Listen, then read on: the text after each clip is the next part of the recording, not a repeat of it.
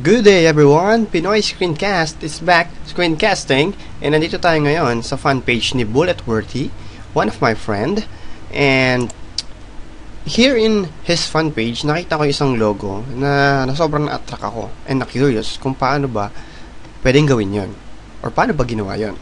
So here, pansin niyo dito, here's the logo, and ito yung version ng logo niya.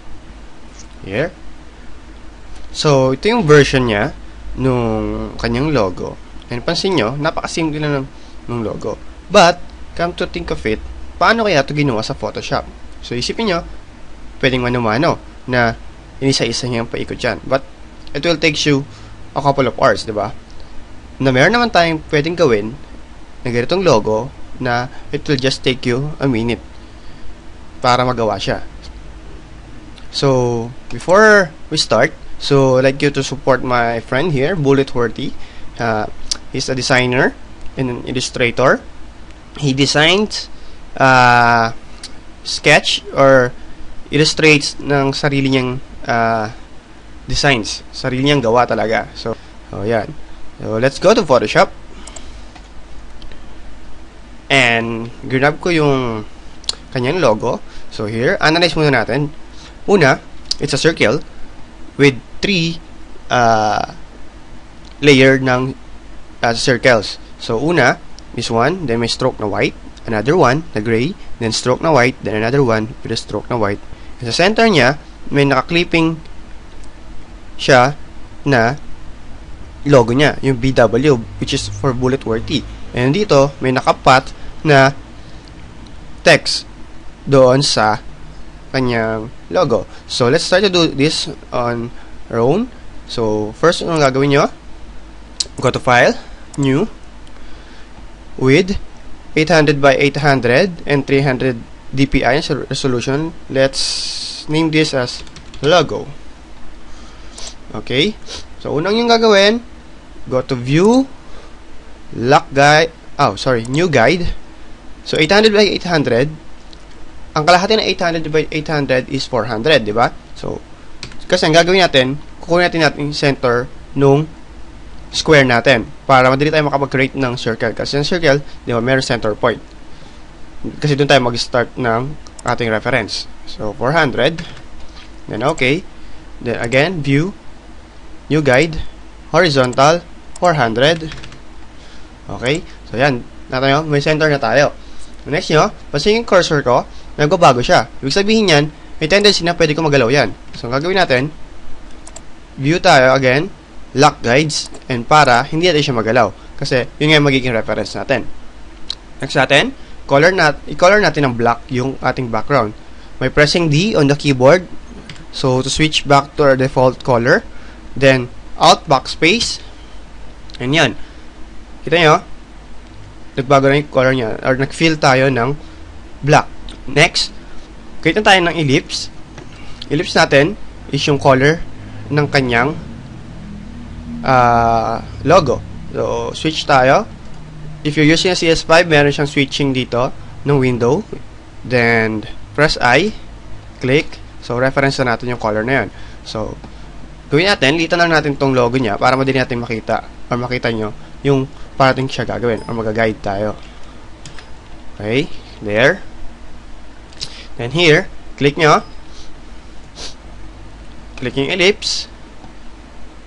Dapat hindi kayo naka-paths. Dapat naka-shape layers kayo. So, kung naka-shape layer kayo, kunin yung default color, and start kayo sa gitna. Then, hold nyo yung shift, click, then hold alt. Para, pag mag-resize kayo, proportion siya from center. And then, gawa tayo ng first circle. Release nyo yung mouse. Then, release nyo yung dalawa na buttons, yung shift and alt. Okay? Then, here, double click nyo. Stroke tayo. Then, go to the color. Then, color it white. Then, 5 pixels. Then, okay. So, same lang gagawin natin. Duplicate natin siya by pressing Ctrl J. Then, yung nasa ilalim niya, Ctrl T. Then, ganoon ulit. Hold Shift. Then, drag. Then, hold Alt. So, para proportion siya. from center. So, release mo yung mouse. There, enter. Again, another one. Control J. Then, yung nasa ilalim ulit. Control T. And drag. And release. Enter. So, next natin is yung ellipses na. So, dito, zoom natin. Create tayo ng ellipse. Sa gitna. Click. Click muna. Then, hold yung Alt. Para from center siya magkakreate. And release mo yung mouse. There. So, pansin niya, meron siyang stroke. Gagawin natin, right-click lang dito. Sa mismong layer. Then, clear layer style. So, lampas sa screen, hindi makikita. Hanapin nga lang yung clear layer style. Then, palitan yung color. Change it to white. And also, duplicate it by pressing Ctrl J. Then, Shift, arrow key, para ma-shift sa taas. Okay. Next natin, pansin nyo, yung isang ellipse naka-slant going to the left.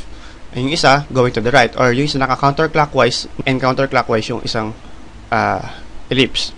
So, to do that, click nyo to. Then, Ctrl T. Gawin nyo tong sigurong negative 35. Or experiment on the angles na gusto nyo.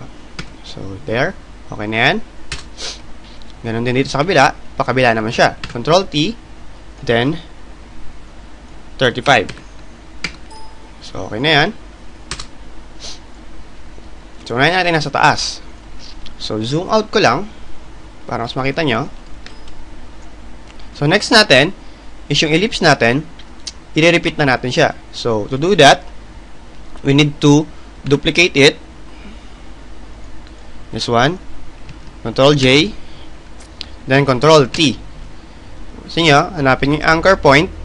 Then, nag-change yung cursor ko. I-drag natin pababa. So, click nyo muna yung Alt. Then, Shift. Hold yung Shift. Then, i-drag nyo siya pababa sa center point natin.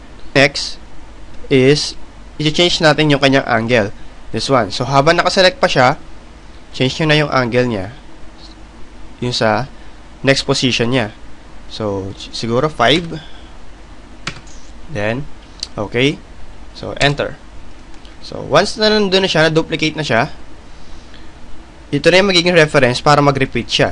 So, Shift, Control, Alt, T. Papansin nyo, pinipress ko na lang yung letter T. And, repeatedly, ginagawa niya na yung shape na yun. Okay. So, di ba? Mabilis lang. So, ganun din ulit yung process dito sa kabila. Click, duplicate, Ctrl J, Ctrl T, anchor point, drag nyo sa gitna, and then, release. Huwag nyo muna tatanggalin yung pagiging transform tool. Negative naman, gawin natin, or pwede rin, positive din. Parang same lang sila ng way. Okay. Let's try 6.5 or 6.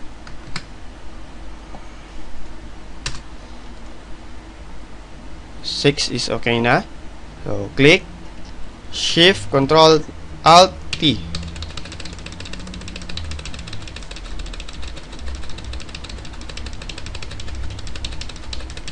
Yan. There. Perfect na. Repeating object. So, there. Nakuha na natin yung unang way nung pag-repeat niya. Next na natin, yung logo sa gitna. So, madalis na lang yun. Kasi, kiklip na lang natin siya dito sa center ng circle. So, press nyo yung T. Click. So, sa akin nga gawin ko, PS for Pinoy Screencast. So, P. So, maliit lang siya ngayon. Lagyan natin ng stroke. Change to white. Oh, sorry. Yeah. Change to white. And then, pixel is 1 lang. So, ang font natin na gagamitin is Magic School 1. So, you can download it sa thefont.com. Okay. So, thefont.com. And just look for Magic School na font. Drag natin. Hold yung Shift. So, gawin yung mannerism sa Photoshop. Lagi mag-hold ng Shift para proportion lagi ang inyong pag-scale ng image. Then hold Alt to duplicate, then click. So T, then S. Alright. So there, gawa na natin yung ating logo. So click itong dalawa, then merge nyo. Or right click here. Oh, sorry. Control G. Naging group siya. So ugali ko sa Photoshop is ginagawa ko silang smart object. So ano ibig sabihin ng smart object? Una, gawin natin siyang smart object by selecting this, right click, convert to smart object, or going to layer, smart objects, convert to smart object. Okay? So napansin nyo, na-convert ko siya sa smart object. So anong kaganda ng smart object? Una, kapag i-resize ko siya, yan, oops, yung logo, or yung in-smart object nyo, niresize ko siya maliit. Pag sinave ko yan, usually, so, save ko muna sa documents ko, logo. Usually, pag nag-save tayo ng document, kapag hindi naka-smart object, kapag niresize nyo ulit yan pabalik, pixelated na yan. Kapag hindi naka-smart object. Pero kapag smart object yan, lagi yan, kino-convert niya into parang vector. Kasi, hindi siya na-rasterize yung image mo. And, kagandahan pa, pag dinouble click mo yung icon, pupunta ka sa loob, and you can change ito. So, pakita ko sa inyo, change ko to small letter. Okay. Then, sinave ko, yes. And there. Updating siya. So, kahit may effect pa ako dito, double click ko to, lagyan ko ng stroke ulit, na white. Dagdagan ko yung kanyang stroke. Press ko yung OK. And there. Kita nyo? May stroke siya sa labas, pero once in-edit ko sa loob, Control S, Enter, close ko, save. Pansin nyo, nag-update yung logo ko. Diba? So, ganun siya ka-powerful si Smart Object. So, gawin yung hobby na mag-Smart Object lagi. So, pwede mong balik-balikan yung mga ini-edit nyo. Then, click nyo lang. Hanapin natin yung small circle sa loob. Here. So, itaas natin to. And there. Gagawin natin, i-clipping natin siya dito. By holding Alt. Pansin nyo, nag-change yung icon ko. Click nyo, and there. Nag-clipping siya, ibig sabihin, nasa loob lang siya ng circle ko. Kahit anong drag ko dyan, hindi siya lalabas. So, good na tayo. And lastly, yung logo na lang, yung text na lang na sumasabay sa circle. Okay? Gagawin natin. Get ulit tayo ng ellipse tool. Pero ngayon, hindi ka na naka-shape layer. Naka-paths. Click. Shift. Alt. Okay. And then, press nyo yung T para sa text tool. Click. Then, type nyo na.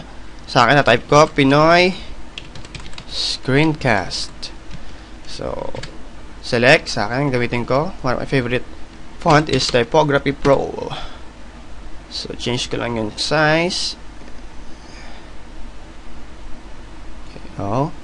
There. So, next, using the select tool or path selection tool, click nyo. And there. Medyo nakadark lang yung ating background, pero kasi may arrow na nag-change yung icon ko. Then, drag nyo lang paloob. Okay. Release. So, T again. Select. Color natin siya into white. Okay. So, there. Tapos na yung ating logo. Kasi nyo. So, pwede natin adjust to. Control T. Proportion natin. Okay. And there. Voila! Nagawa natin kagad yung logo na instant. Minus this one. So, hindi mo siya gagawin kasi masyado na mahaba. So, there. Spesa nyo, napakabilis lang. So, next video, gagawin natin siya sa Illustrator naman. Yan my next screencast, guys.